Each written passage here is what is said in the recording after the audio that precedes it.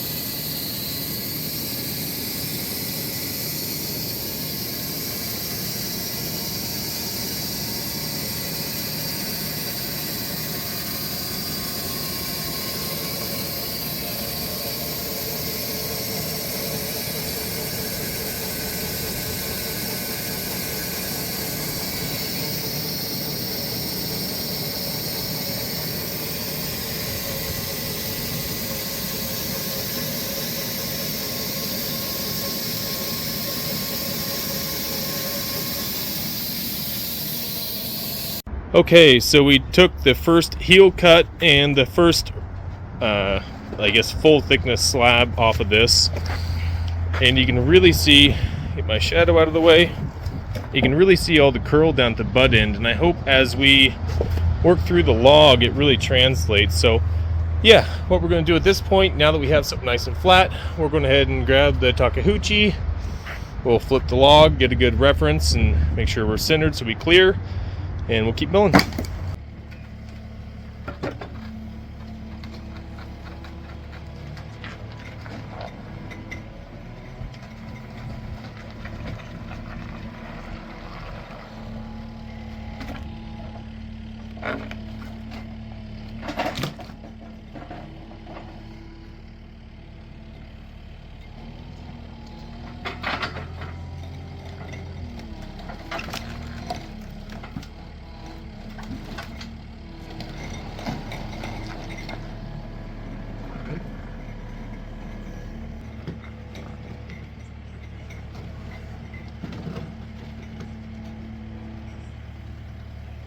Come towards me. Scoot it just a little bit more. Towards.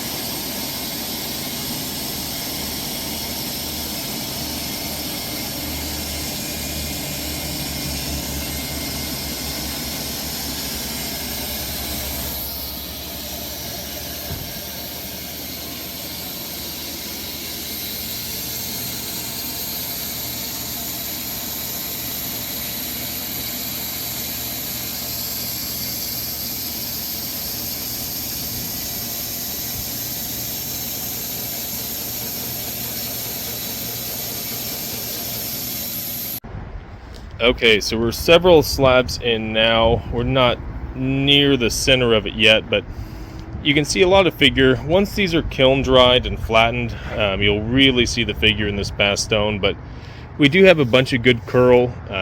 Most of that curl so far is just on the butt end of the log from compression. But yeah, real beautiful colors. Bastogne, this was sitting in the yard for a little while, but the tree had been down for a while before we were able to salvage it, so it's pretty dry inside, which makes for a little harder cutting. You can see there's a little dip right here and then a little dip right here. So yeah, we're going to do a blade change. We're going to get a little better reference on this and see what we can get.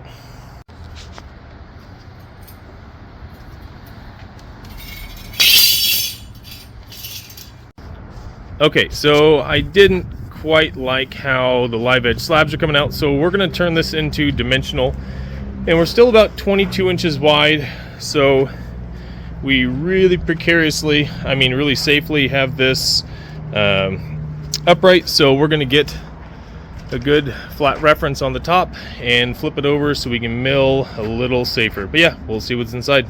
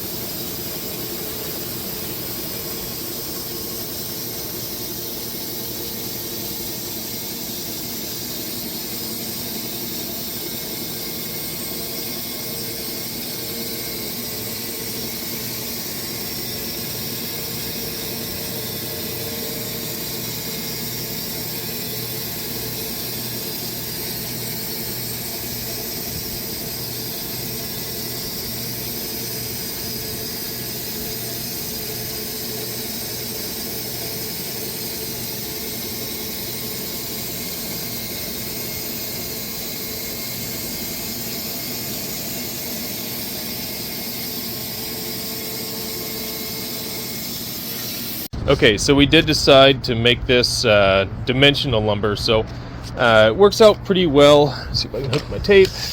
Yeah, so we have just right at 22 inches, so each one of these will be a nice book match. So basically we'll make, 36 to 44 inch tables out of them.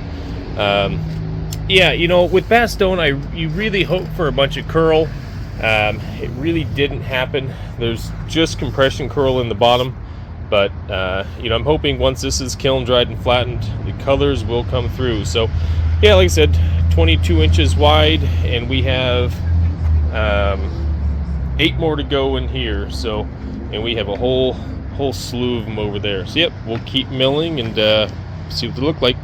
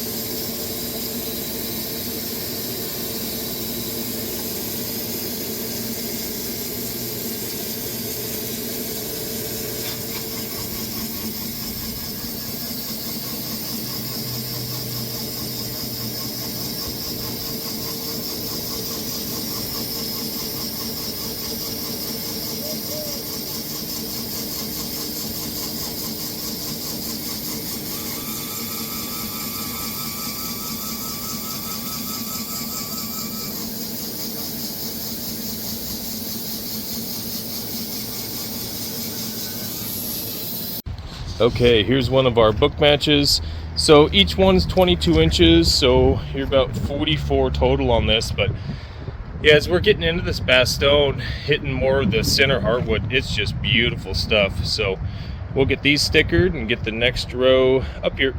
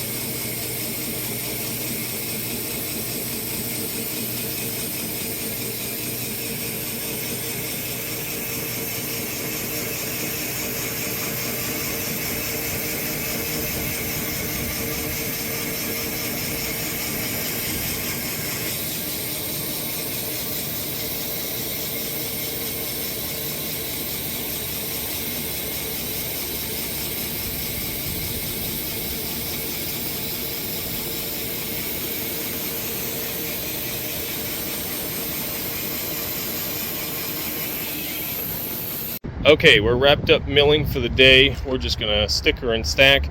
So yeah, we only had those 2 iron strikes, but look at this book match, this Bastogne. And again, these are 22 inches wide each, so you know, generally we'll make 36-inch wide tables. We could do a 44 on this one, but yeah, you can see just beautiful colors. A lot of reds and oranges, and then we do have some marbling down here in both the slabs. So yeah, we ended up with 2 big live edge pieces, a couple more live edge on the bottom, then probably 6 or 7 dimensionals, and then we have 2 more dimensional that'll match what we have on the skid steer. Yeah, so they're all 10/4 or 2.5 inches thick, and we'll sticker these and keep stacking. Okay, so here's our last set of book matches that we just milled. If any of these are beautiful, we'll book match them up and wash them down and show you. But yeah, this was another just beautiful set of book match.